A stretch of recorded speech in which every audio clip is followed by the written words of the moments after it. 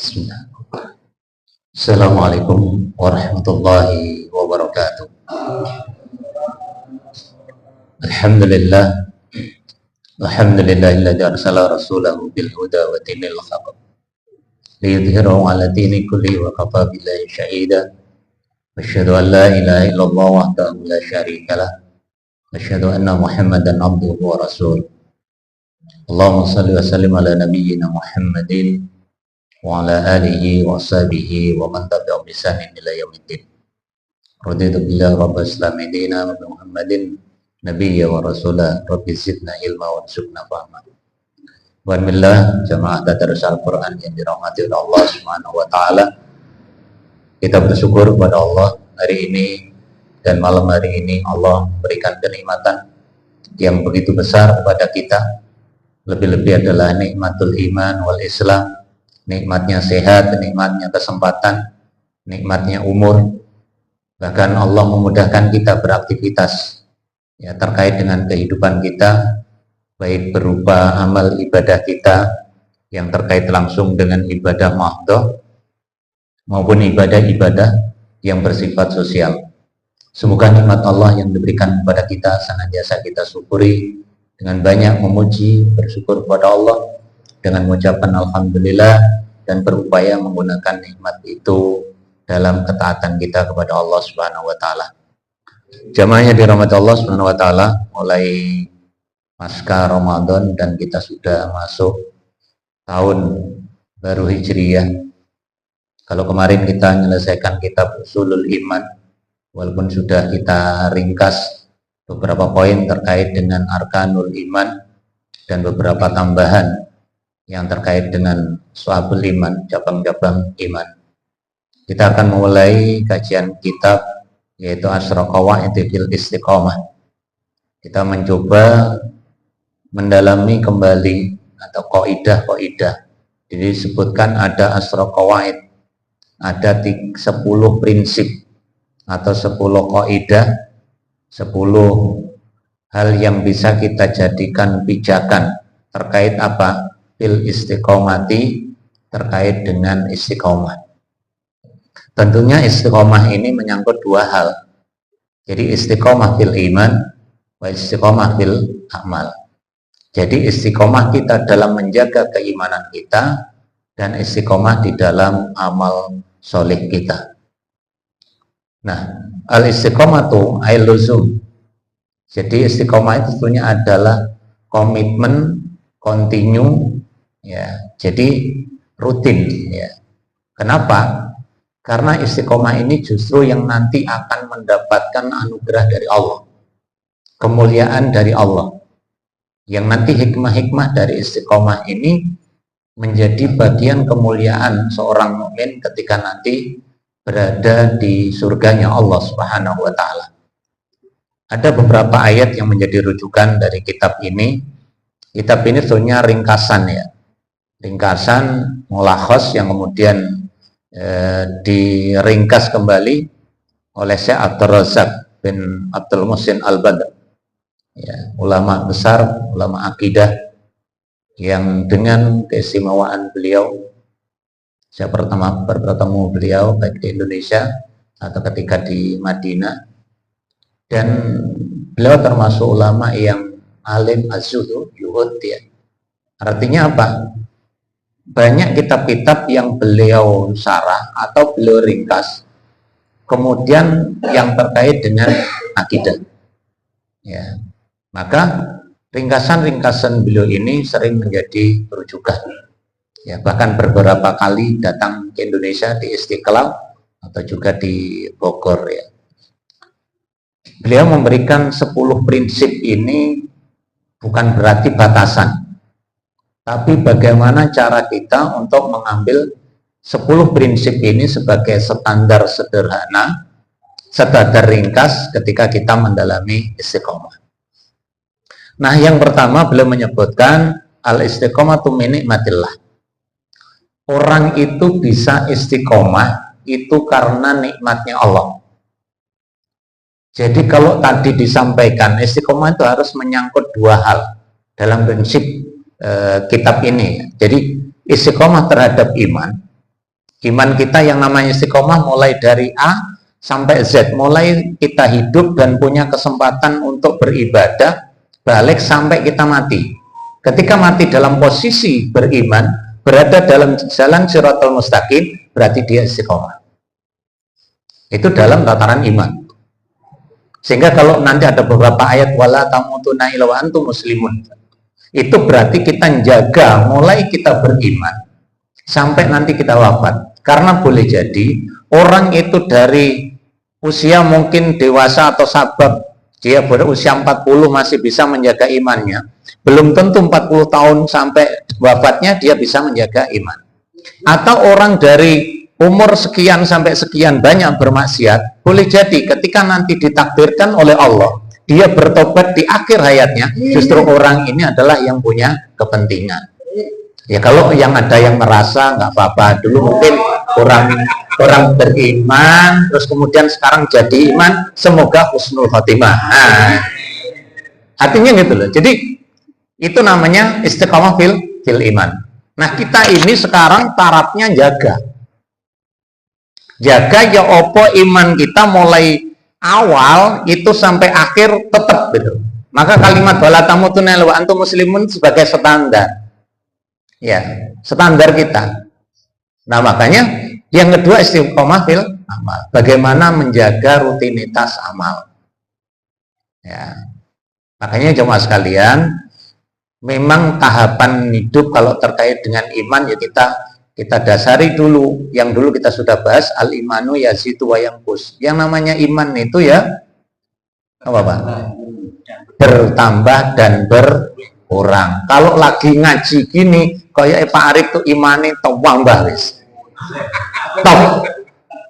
Ya, top gitu loh. Tinggi karena berkumpul dengan ya, tapi kalau sudah pulang dan di mana kita hidup tantangan iman itulah. Makanya jemaah sekalian, jadi ini yang lebih penting gitu. Nah, yang lebih penting.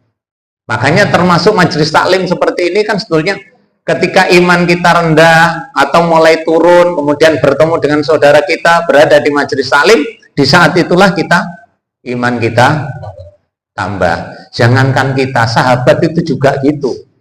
Ketika berdampingan dengan Rasul tuh kayak stop Pak. Tapi ketika pulang ketemu anak, ketemu keluarga, ya sampai beberapa sahabat, ada sebagian sahabat itu menyampaikan, saya ini kalau bersama Rasul kayaknya beriman, tapi setelah keluar dari majelisnya Rasul kayak orang munafik gitu. Ya, itu perasaan sahabat. Lah kita ini wis gak kayak sahabat, ya wis. Ya, artinya perjuangan kita untuk bisa komitmen, bisa istiqomah di atas iman ini berat. Nah, kalau amal, maka Nabi menyampaikan ahabul a'mali indallah atwamuha wa inqala. Terkait dengan amal kita, amal yang bisa kita lakukan bagaimanapun itu yang akan dicintai oleh Allah kalau dilakukan secara rutin, secara kontinu. Wa inqala, meskipun titik. Ya, meskipun sedikit. Ya, makanya walatakun mislul fulan, kamu jangan seperti sepulan. Hari ini top ibadah meneh buyar. Atau seminggu top ibadahnya wis. Mari ngono setahun buyar. Atau ibadahnya sak kobre, nek kobre ibadah, nek gak kober. Nah, itu berarti tidak bisa istiqomah dalam sisi amal. Nah, oleh karena itu upaya kita menjaga dua-duanya ini. Kalau dalam aspek sosial pun, dalam aspek bisnis saja juga kalau nggak utun ya nggak beres ya Pak ya. Pindah-pindah ya nggak beres. Makanya prinsip ini menjadi prinsip pertama. Nah, orang bisa berlaku itu karena disebabkan nikmatnya Allah Subhanahu wa Ta'ala. Kita ngaji bisa rutin kayak gini, ajib, jumlahnya tambah, itu alhamdulillah. Tapi kalau kemudian dari jumlahnya 20 tinggal 5, nah, ya, karena ada yang tanya ke saya, Ustaz, ini berkembangnya teknologi itu kira-kira besok perlu ngaji enggak ya? Karena semuanya bisa ngaji di YouTube. Ya. Bisa kan ngambil ilmu dari media itu. Kalau kita mau dengarkan siapa sing bener apa sing gak bener iso. Ya, dengarkan siapa yang dari Saudi bisa, dari Mesir bisa, dari Indonesia mulai tingkat sing nemen tambah gak nemen itu ya ono. Tinggal milih ya. Misalnya Bang Arif nanti ada yang nyampaikan, ada seorang Ustadz atau Habib menyampaikan, nanti kalau malaikat Munkar Nakir datang, nanya kamu, tanya, siapa Marrobuka? Jawabnya Habib Arif. Nah, ini kan akidahnya sudah akidah yang keluar. Mau ditanya Marrobuka terkait dengan Tuhan, mesti dijawab menungso. Artinya gini, jadi makin ke depan itu tantangan kita berat. Karena ilmu nanti itu bisa dicari dengan apa Pak? Dengan media ini. Kalau yang sekarang dikenal atau kecerdasan buatan itu, ya kita tanya apa udah dijawab. Tapi ada dua yang nggak bisa apa? Iman. Sampai tanya itu tentang iman. Yang bisa jawab nanti kata-kata. Tapi untuk membentuk orang beriman, komitmen, keyakinannya kuat itu bukan dari alat media ini. Karena itu faktor keyakinan. Nah, oleh karena itu, kalau itu berasal dari Allah, kita bisa di majelis taklim karena Allah, kita bisa beramal karena Allah, maka semuanya itu nisbat kehidupan kita mencari ridhonya Allah Subhanahu wa Ta'ala. Ini yang dimaksudkan beliau. Nah, orang kalau sudah dalam tataran istiqomah dua ini, istiqomah fil iman, istiqomah fil amal, maka itu akan menjadi orang yang betul-betul dekat dengan Allah Subhanahu wa Ta'ala, dan Allah akan menginformasikan dengan informasi yang begitu dahsyat. Ada beberapa ayat, tapi nanti saya baca dua ayat aja yang di surat Al-Ahqaf ya. Di Fusilat insya Allah sudah sering kita sampaikan, tapi mirip ya. Yang di Al-Ahqaf di ayat 12, ada ayat 13 dan 14. Dengan mirip nanti dengan surat Fusilat di ayat 30 sampai 32. Tentunya gak mari Pak Arif. Ya, kita ambil satu ayat dulu aja. Ya, Allah berfirman, innalladzina qalu rabbunallah summastaqamu. Ingat, ya. Innalladzina qalu rabbunallah summastaqamu. Saya hentikan di situ dulu. Ya. Innalladzina amanu sak temene wong kang padha iman kabeh qalu. Jadi orang-orang yang mengucapkan, sesungguhnya orang-orang yang mengucapkan, mereka itu mengucapkan Rabbunallah, Rabb kami, Tuhan kami hanyalah Allah. Summastaqamu, kemudian dia beristiqomah. Istiqomah di apa ini? Rabb, istiqomah di atas iman. Kalau hadisnya Nabi ketika sahabat bertanya, meminta tausiah kepada baginda Rasul sallallahu alaihi wasallam, wahai Rasul, beritahu kepada kami, kasih kabar aku, apa yang bisa aku jaga di dalam Islam itu, yang nanti saya nggak perlu tanya lagi kepada yang lainnya. Rasul hanya menyampaikan, kul amantu billah summastaqim. Katakan, aku beriman kepada Allah, kemudian istiqomah di atas keimanan itu. Nah, ini yang berat, Pak. Ya, karena iman itu bisa dijual. Iman bisa ditukar. Makanya standar apapun nanti, kalau orang itu mendapatkan balasan akhirat surga, balasan kemuliaan, itu pasti ada iman dan amal. Ya, iman, amal. Misalkan alladzina amanu wa amilus sholihat, gandengannya di situ. Nggak mungkin kita punya iman kemudian nggak beramal. Hanya sekedar beriman saja, ngakoni kalau Allah itu ada, tapi tidak melakukan perintahnya Allah, pada dasarnya dia belum beriman secara suruh-suruhan. Nah, kalau sudah summastaqamah, istiqamah di atas keimanan itu, Allah akan berikan kepada mereka apa? Fala khaufun alaihim. Satu, orang ini, mereka yang istiqamah itu fala khaufun alaihim. Enggak ono sing diwedeni, Pak.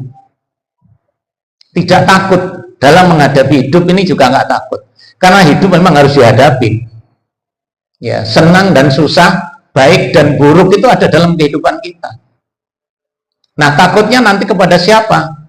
Wala khaufun alaihim, tidak ada rasa takut terhadap kehidupan, terhadap manusia ini, tapi dia khaufnya hanyalah kepada Allah Subhanahu wa Ta'ala. Yang kedua, wala yahzanun. Orang kalau sudah rasa takutnya itu dicabut kecuali takut kepada Allah, dia hidup ini nggak pernah sedih.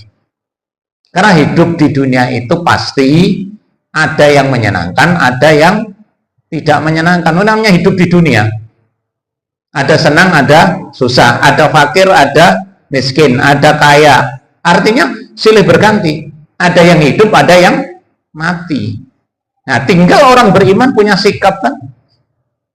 Apa yang ditetapkan Allah kepada orang-orang yang beriman, yang berupa ujian di dunia ini, karena ujian itu ada ujian kebaikan, ada ujian juga yang tidak menyenangkan, maka semuanya tergantung sikap kita. Kalau itu dikembalikan kepada Allah, Allah ngasih nikmat kita yang banyak, berarti bentuk kita adalah rasa bersyukur kepada Allah. Ketika Allah menguji kita dengan sesuatu yang tidak menyenangkan, tugas kita mengevaluasi. Apa yang kita evaluasi? Kalau itu kesalahan kita, segera istighfar dan bertaubat kepada Allah. Kalau itu karena ujian Allah, kita sudah berada pada jalur kebenaran, kemudian Allah menguji kita, berarti itulah cara Allah akan meningkatkan kekuatan dan keimanan kita. Makanya di hadisnya Imam Muslim kan jelas, ajabali amril mukmin itu. Orang mukmin itu diuji dengan kesenangan bersyukur, diuji dengan sesuatu yang tidak menyenangkan bersabar, maka kedua-duanya adalah kebaikan. Makanya kalau sudah fala khaufun alaihim walahum yahzanun, dan mereka juga nggak akan pernah bersedih hati. Kenapa? Menyandarkan hidupnya kepada Allah Subhanahu wa ta'ala. Kalau nggak ingin diuji, ya nggak usah hidup. Oh, hidupnya mesti ada ujian kok. Kalau kita ini di dunia itu ada batasnya, ada masanya. Ya, kita lihat mungkin orang yang dulu enak, kemudian hari ini nggak enak, ada kan? Jadi pejabat tinggi 2 kali misalnya ya. Nah sekarang terkoyo-koyo itu ya ada. Artinya melihat fenomena itu, itulah di dunia.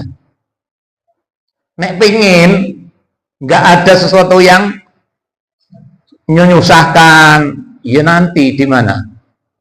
Di akhirat. Di surga itu gak ono sing gak seneng Pak Arif ya.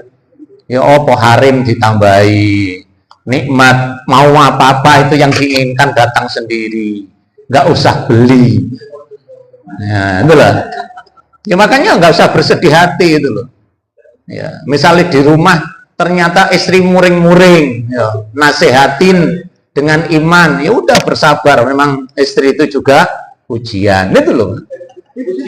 Ya, itu loh, ujian dari Allah. Ya. Nah, kalau orang sudah menyandarkan itu, nyadar iman, sudahlah hidup ini harus dijalanin. Tapi di dunia pasti ada yang menyenangkan, ada yang menyedihkan, ada yang menakutkan, ada yang tidak menakutkan. Maka orang yang model seperti itu Allah nyebutkan ulaika ashabul jannah.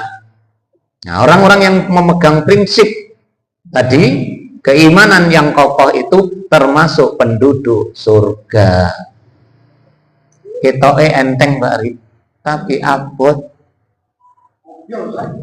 Ini masih poin bahwa sebenarnya kita bisa istiqomah, bisa continue dalam iman, mempertahankan iman, mengokohkan iman, itu bukan karena kecerdasan kita, bukan karena keilmuan kita, tapi karena nikmat dari Allah. Kalau kita datang ke sini kalau bukan karena nikmatnya Allah, nggak teko kawan. Ya itulah. Nah, kalau Allah sudah menyebut ulaika ashabul jannah, mereka nanti akan menjadi penghuni surga. Ditambah apa? Kholidina fiha. Di surga seluruhnya menyenangkan. Rasa takut tadi sudah nggak ada karena ucapan yang baik. Sedih juga nggak ada. Karena di surga sudah nggak ada, semuanya kesenangan. Kemudian kehidupannya kekal. Kholidina fiha maksudnya orang di dalam surga itu bukan masanya kayak kita di dunia, Pak. Ya. Kita di dunia itu kan dari kecil, dari bayi naik jadi anak-anak, nanti dewasa jadi tua jadi tua bangka misalnya. Habis itu mati. Nah, tapi di surga nggak ada, karena kita nanti semuanya muda,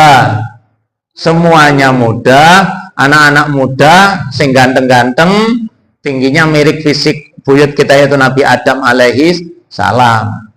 Kalau kita hari ini, ya misalkan Pak Arif yang lain kakinya 2, jenengan 3, itu ya bersyukur gitu loh, dan bersabar kan 3. Nah, berarti apa? Alhamdulillah Allah ngasih kenikmatan. Yang lain 2, saya 3, bisa dicopot lagi kan? Kalau itu, oh niku gak ngerasane, sing rada kurang ajar nek sikil sisinya didelik nih, itu sing kurang ajar, Pak. Oke, jadi kita ini bisa beriman, kita ini bisa beribadah itu karena nikmatnya Allah. Bisa continue nanti ibadah juga karena nikmatnya Allah. Janjinya Allah jelas kok.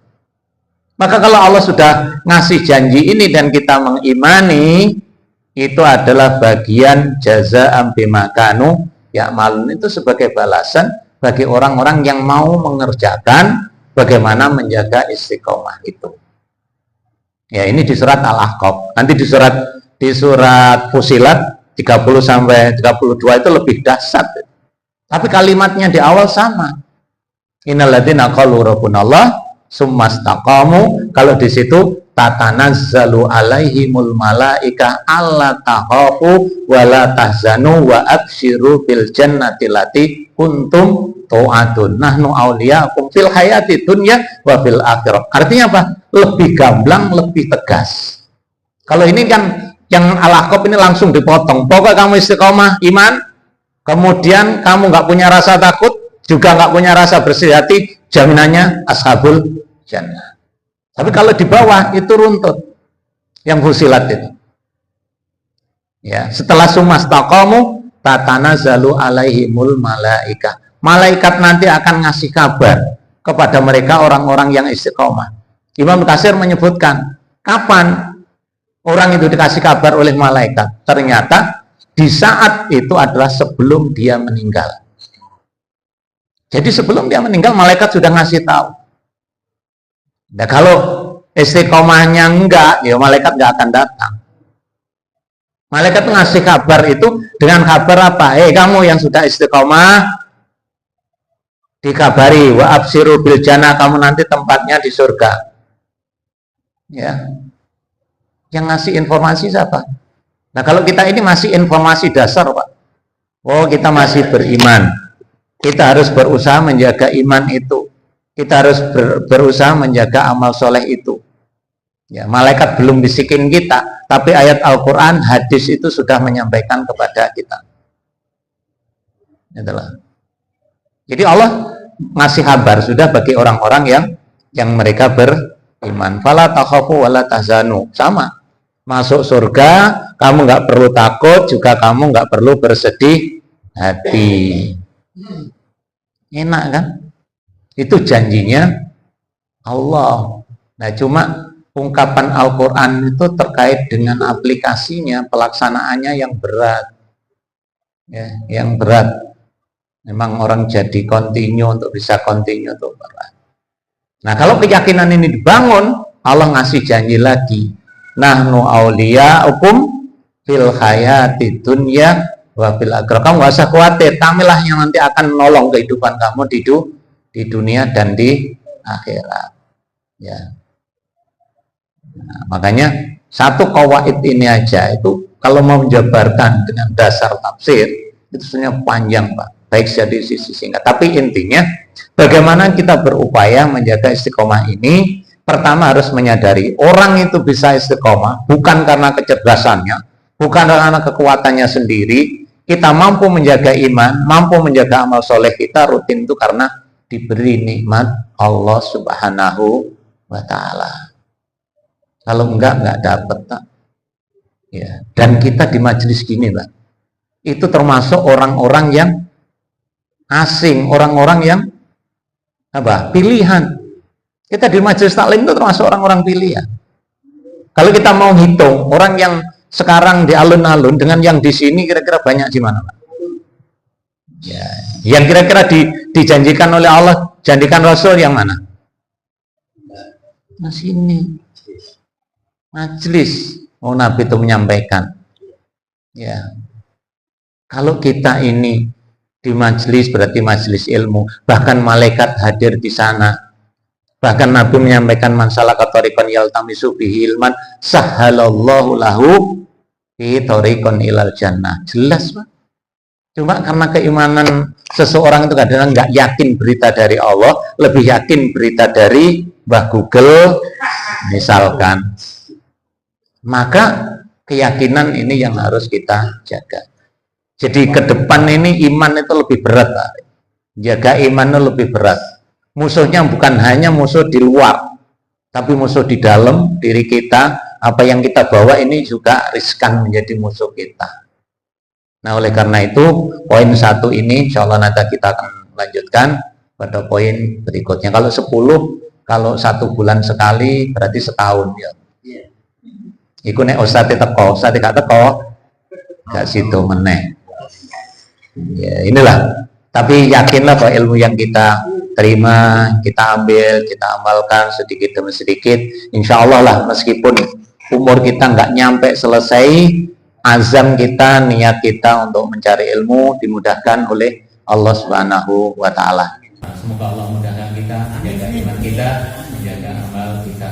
Allahumma inna tiba warinal batila batila Allahumma nas'aluka istiqamatan amanina wa ibadatina wa imanina wa amina ya Allah ya muqallibal qulub sabbit qulubana ala dinik ya mujarribal musyarrif ma'alik rabbana la tuzigh qulubana ba'da idh hadaytana wa hab lana min ladunka rahmatan innaka antal wahhab rabbana atina fid dunya hasanatan wa fil akhirati hasanatan wa qina adzabannar wa sallallahu Muhammadin walhamdulillahi rabbil alamin subhanakallahumma wa bihamdika asyhadu an la ilaha illa anta astaghfiruka wa atubu ilaik.